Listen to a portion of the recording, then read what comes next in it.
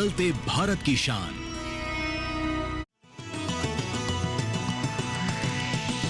DD किसान, बदलते भारत की शान।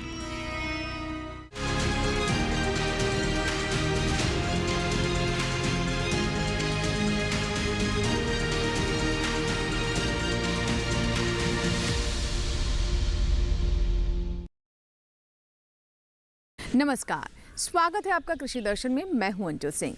कृषि दर्शन आप किसान भाई बहनों का ऐसा कार्यक्रम जहां आप तक पहुंचते हैं कृषि संबंधी तमाम नई जानकारियां।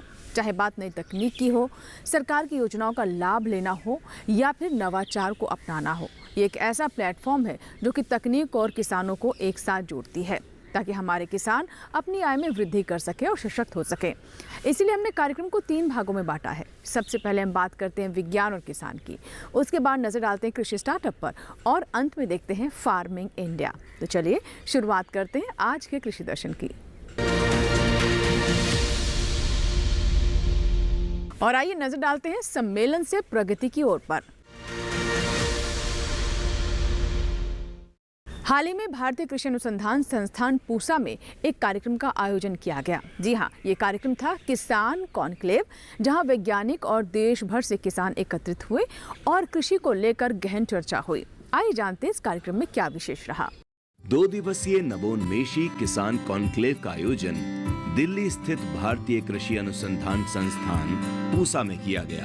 इस अवसर पर पद्म भूषण से सम्मानित और भारतीय कृषि अनुसंधान परिषद के पूर्व महानिदेशक डॉक्टर राजेंद्र सिंह परोदा, भारतीय कृषि अनुसंधान संस्थान पूसा दिल्ली के निदेशक डॉक्टर आर श्रीनिवास राव, भारतीय कृषि अनुसंधान संस्थान पूसा के संयुक्त निदेशक डॉक्टर रविंद्र नाथ पडरिया, देश के विभिन्न राज्यों से आए किसानों ने भाग लिया। इस अवसर पर किसानों को पुरस्कार भी प्रदान किया गया। इस अवसर पर डॉक्टर राजेंद्र सिंह परोदा ने कहा, बड़ी खुशी की बात है कि आज इस कॉन्क्लेव में, जो किसानों का कॉन्क्लेव जिसको कहा गया है, उसमें मुझे उपस्थित होने का सौभाग्य मिला। मैं निदेशक साहब को इसके लिए पहली बात बधाई देता हूँ। किसानों को सुना गया, किसानों की आवाज़ आज आगे बुलंद हो रही है। किसान के बारे में जो है कहा जाता है, बोर्डलोक साहब से जब मैंने बात की थी तो मैंने कहा हरित क्रांति तो आ गई, कि हरित क्रांति आप अफ्रीका में नहीं ला पा रहे हैं, क्या वजह है? तो उन्होंने कहा कि जैसे भारत के किसान हैं वैसे किसान अफ्रीका में मैं कहाँ से लाऊं? उनको एक बार तकनीकी का पता चल जाए तो फिर दोबारा उनको कहने की ज़रूरत नहीं पड़ती कि भाई इसको अपनाओ, और चाहे वो जेब से खर्च करने को तैयार हैं। तो ये एक बहुत बड़ा जो है संदेश उनसे मुझे मिला और इस बात की खुशी हुई। और हरियाणा और पंजाब और यूपी के किसान भाइयों को जिन्होंने हरित क्रांति ला के दिखाई, सक्षम किसानों को बुला के पूछा कि भाई अब आपकी क्या आवश्यकताएं हैं? तो आवश्यकता में ये उन्होंने कहा, सब में मिलके करीब 500 किसान थे, कि हमें सब्सिडी नहीं चाहिए, हमें अच्छा ज्ञान चाहिए, और ज्ञान भी वो नहीं जो आप कहो, हमें दिखाओ। तो अच्छे ज्ञान को जानना, उसको देखना और फिर उसको अपनाना, ये एक बहुत बड़ी जो है रिक्वायरमेंट है किसी भी सक्सेस की। और यहाँ जो ये संगोष्ठी हुई है उसमें नवाचार के ऊपर बात हुई, और किसानों द्वारा जो नवाचार हुए हैं वो बहुत ही जो है प्रेरणादायक है, अद्भुत हैं। और खुशी की बात यह है कि हम कहते तो आए हैं कि भारत एक कृषि प्रधान देश है, पर आवश्यकता थी कि कृषक को प्रधान बनाने की। कृषक को प्रधान बनाने के लिए कुछ कदम उठाए गए हैं। मंत्रालय, कृषि मंत्रालय का नाम भी चेंज किया गया है, जो कृषि मंत्रालय को जो है वो फार्मर्स वेलफेयर के साथ जोड़ा गया है, तो किसान की वेलफेयर को और आगे बढ़ाया जाए। और इसके साथ साथ दुगनी आय को बढ़ाने की बात भी की जा रही है और खेती में लागत कम हो उसकी भी बात की जा रही है। किसानों को बाज़ार से जोड़ने की भी बात हो रही है, ई मार्केट की बात हो रही है और हमें अब सिर्फ उगाना ही नहीं है, जो हम पैदा कर रहे हैं उसकी वैल्यू एडिशन करके उससे हमें पूरा फायदा लेना है। इस अवसर पर डॉक्टर आर श्रीनिवास राव ने कहा, जो नवीनता लेके आया जो कृषि में, उसके लिए सम्मान किया है जो IRI विज्ञान मेले में अलग अलग साल में। सर इस साल मैं मार्च में ये प्रोग्राम चल रहा था, मेरा भाषण में शुरुआत बन तो मैंने हमारा शिवराज सिंह चौहान साहब थे मंच पर, मैंने बताया ये सर हम लोग चौहान साहब हम लोग हमारे पास IRI का जो नवाचार लेके आया किसान अभी 300 से ज़्यादा इकट्ठा हो गया। हम लोग ये प्रयत्न करेंगे किसान दिवस का अनुसार उन सबको लेके आएंगे, लेके उनका जो नवाचार जो लेके आए उनसे सुनेंगे एंड क्या आगे क्या करना चाहिए सोचेंगे। मेरा मानना है जो किसान का दर्द है ना, कितना भी करो कम नहीं कर पाएंगे, हम करते रहना चाहिए। मेरा मानना है सभी का लाइफ थोड़ा ठीक ठाक है, लेकिन किसान भाई बहन का कोई गारंटी नहीं। अगर सब कुछ चाहिए तो मौसम खराब हो जाएगा, पूरा गिर जाएगा, और सब कुछ फसल हो गए तो मार्केट चैलेंजेस है। तो कितना भी हम लोग कोशिश करने ये प्रयत्न है। चौधरी चरण सिंह का साहब का नाम पर जन्मदिन अवसर पर ये 2 दिन का बहुत अच्छा रहा। आपने बहुत सुझाव दिया हमको, हम लोग आगे भी लेके जाएंगे, हम इम्प्लीमेंट करेंगे। अलग अलग चीज़ आपने बताया, हम सभी मिलके आप हमको पता है विकसित भारत के लिए आप कृषि का अलावा कोई इस देश के लिए कोई दूसरा चारा नहीं है, एंड कृषि आगे ले जाना है तो आपके अलावा कोई नहीं कर सकता। इसी के साथ ही कृषि दर्शन में यहाँ वक्त है एक छोटे से ब्रेक का।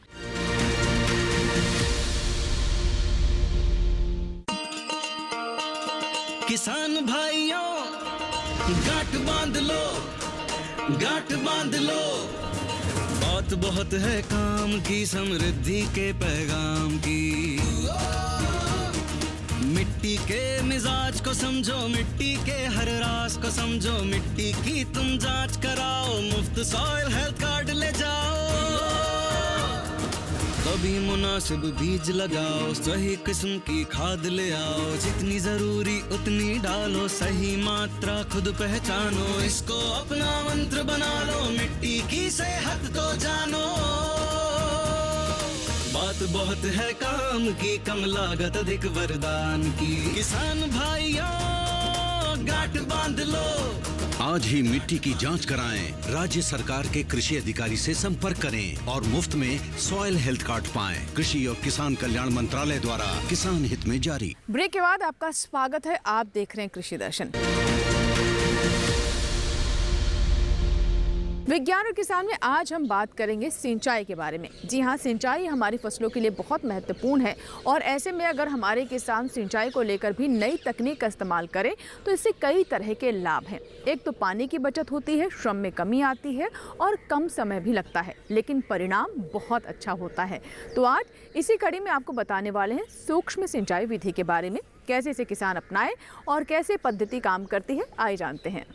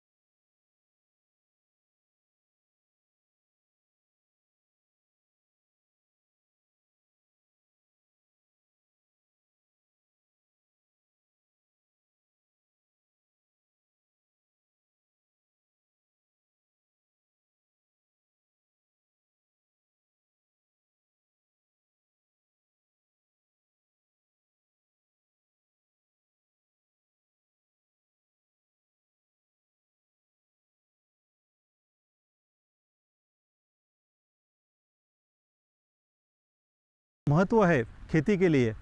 तो इसके लिए जो प्रचलित पद्धति है सिंचन की, तो उसमें क्या होता है कि प्रचलित में सरफेस फ्लडिंग है या रिजेस एंड फरो है, बॉर्डर है या बेसिन है, तो उसमें पानी का ज़्यादा इस्तेमाल हो जाता है।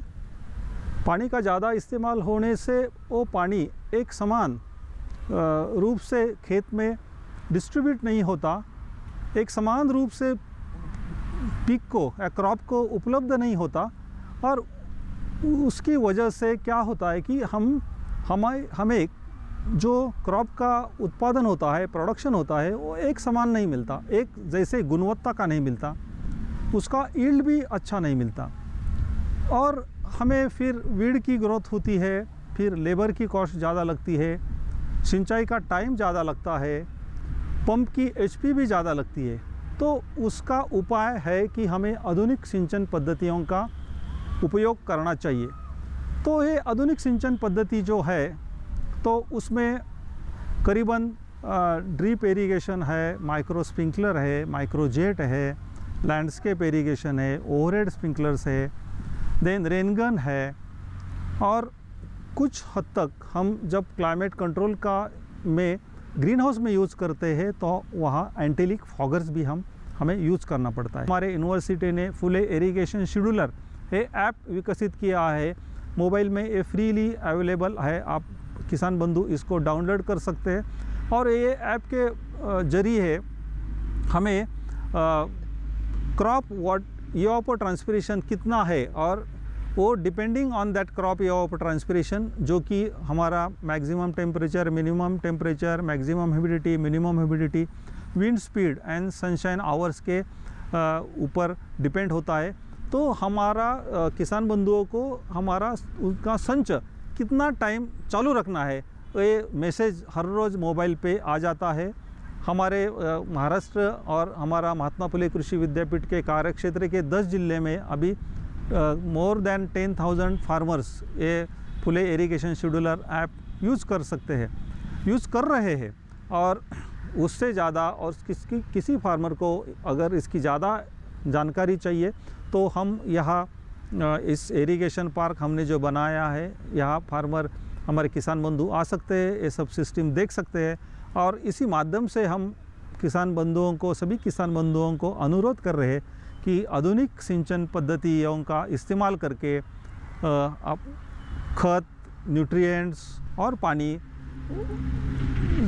पेड़ को जो लगता है और क्रॉप को जो लगता है सही मात्रा में, सही जगह पे, सही टाइम पे, सही ड्यूरेशन पे दे, ताकि उनका इनकम, उनका क्रॉप प्रोडक्शन अच्छा हो, अच्छी क्वालिटी का हो, ज़्यादा हो, और किसान बंधुओं को हम अच्छी आमदनी मीन्स अच्छा नफ़ा, अच्छा प्रॉफिट मिल सके।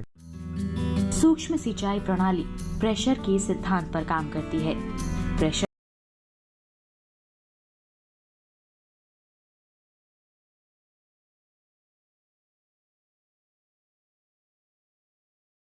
वगैरह को साफ करके पानी से अलग करना है।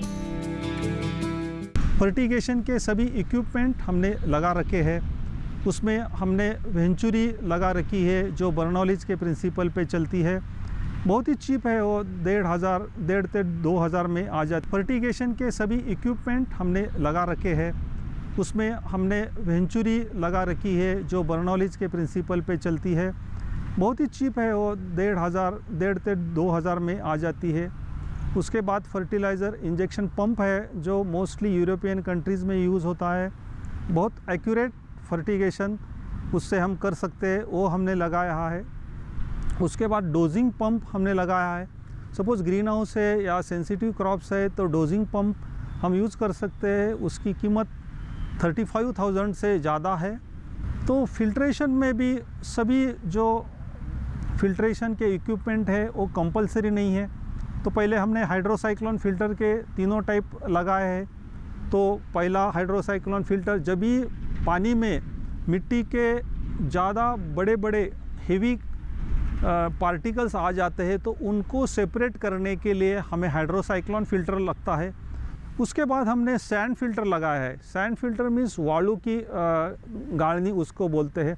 तो जहाँ पानी का सोर्स ओपन वेल है या फार्म पॉन्ड है कि जिसमें शैवाल आने की संभावना है, या ऑर्गेनिक मैटर पेड़ के पत्ते मिल जाने की संभावना होती है, तो वो दूर करने के लिए सैंड फिल्टर लगता है। जो स्क्रीन फिल्टर है उसकी जो स्क्रीन है तो 120 मेश है, उसकी जो होल्स है उनकी साइज़ 120 मेश है। लेकिन ये स्क्रीन फिल्टर कंपलसरी है, तो जो फिज़िकल पार्टिकल्स है, फिज़िकल पार्टिकल्स सेपरेट करने के लिए स्क्रीन फिल्टर लगता है। लैटरल वाइंडर सिंपल सा इक्विपमेंट है, वो करीबन 2000 में मिलता है मार्केट में। हम वर्कशॉप में तैयार भी कर सकते हैं, तो वहाँ से हम उसका यूज़ करके लैटरल की गड्डी बना के हम ऊपर टांग सकते हैं एक बाम्बू को या कोई वुडन पिलर को, ताकि रैट्स या कोई एनिमल उनको ख़राब ना करे। महात्मा फुले कृषि विद्यापीठ में किसान इस प्रणाली को देखने के लिए आते हैं। जिन किसानों को प्रणाली पसंद आती है वो अपने खेतों में इसे लगवा भी लेते हैं। यहाँ नौजवानों और छात्र छात्राओं को भी आने की अनुमति है। इन युवाओं को पानी के महत्व और उसे बचाने के तरीकों के बारे में जानकारी दी जाती है।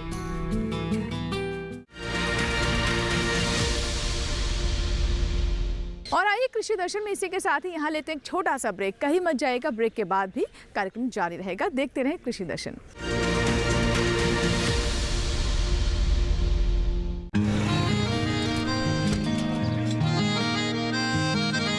क्या बात है भाई, आजकल तो काफी खुश नजर आ रहे हो। क्यों ना हो, अब मैं ऑर्गेनिक खेती जो कर रहा हूँ ये पूरा प्राकृतिक है, ऑर्गेनिक है। इसमें हमारे खेत, हमारी फसल और हमारी जेब सब फायदे में होते हैं, और इसमें लागत भी कम है। जी हाँ, आप भी ऑर्गेनिक खाद का प्रयोग करें, अपनी फसल और मिट्टी को तंदुरुस्त बनाएं और आपकी आमदनी में इजाफा करें। अधिक जानकारी के लिए किसान call centre toll free number 1800-180-1551 पर कॉल करें और लॉग ऑन करें kisan.gov.in और farmer.gov.in। कृषि और किसान कल्याण मंत्रालय द्वारा किसान हित में जारी।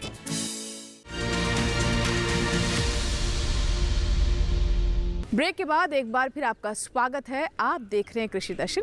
आइए अब नजर डालते हैं फार्मिंग इंडिया पर, जिसमें हम सरकार की योजनाओं के बारे में विस्तृत जानकारी देते हैं।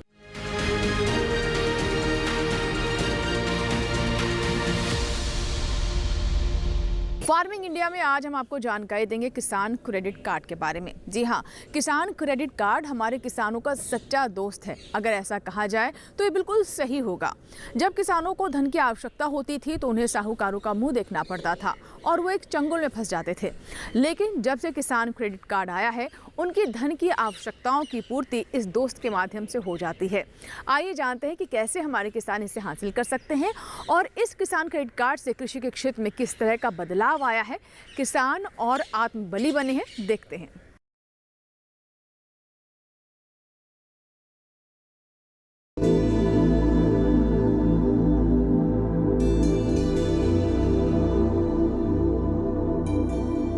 किसान क्रेडिट कार्ड योजना 1998 में शुरू की गई थी।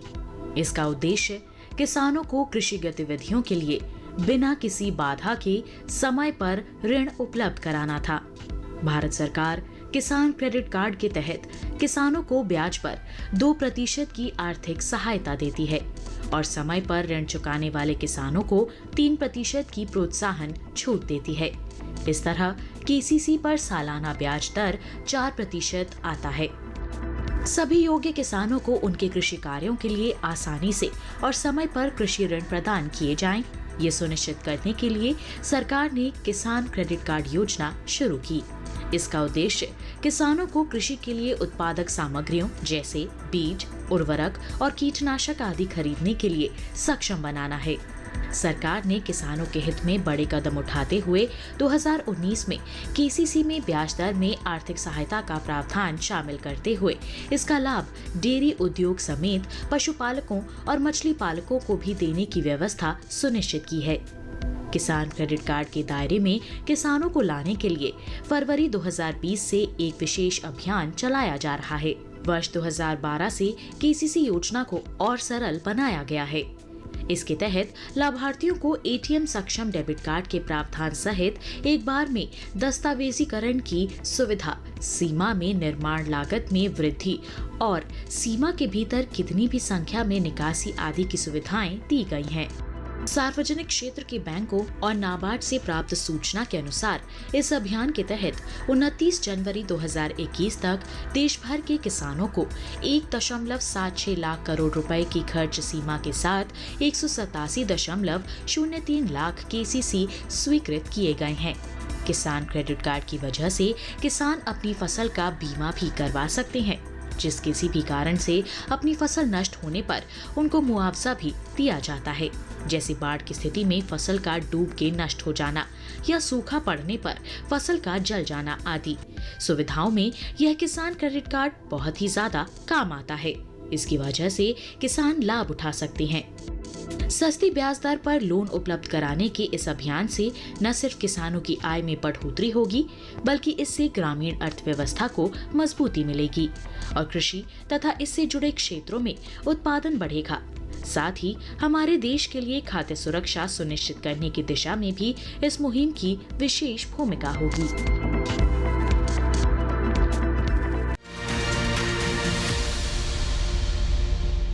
तो ये था हमारा आज का कृषि दर्शन। हमें पूरी आशा है कि आज का कार्यक्रम आपको ज़रूर पसंद आया होगा। अगर आपके कोई सुझाव हैं, कोई फीडबैक है या फिर कोई सवाल है या आप किसी और विषय के बारे में विस्तृत जानकारी चाहते हैं तो आप हमें ईमेल करें, हमें पत्र भी लिख सकते हैं। हमारा ईमेल आईडी है krishidarshan@ddk@gmail.com। पत्र लिखने के लिए हमारा पता नोट कर लें। हमारा पता है कृषि दर्शन, कमरा number 59A, CPC, Doordarshan, Khelgaon, नई दिल्ली 110049। आप हमारे कार्यक्रम YouTube चैनल पर भी देख सकते हैं। इसके लिए टेलीविजन स्क्रीन पर दिखाए जा रहे इस QR कोड को स्कैन करें और YouTube पर भी देखें कृषि दर्शन। इसी के साथ ही यहाँ आपसे इजाज़त लेंगे। अगले अंक में कुछ और नई जानकारियों के साथ फिर होगी आपसे मुलाकात। तब तक के लिए नमस्कार।